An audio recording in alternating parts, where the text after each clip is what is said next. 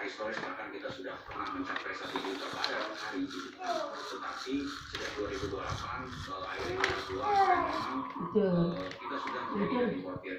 Jadi seperti yang tadi disampaikan juga bahwa saat ini produksi atau komoditi migas kita atau komoditi minyak kita hanya di angka 660.000 itu pun di dalam akhir APBN 2022. Tetapi aktualnya adalah saat ini hanya di 600-an ya, 616 ataupun 616.000 produksi kita. Dan ini yang menyebabkan kenapa kita harus mengimpor. Kalau saya mengutip data dari saat ini konsumsi per hari kita adalah di atas 1,628 juta barel oil per day. Jadi memang sangat jauh sekali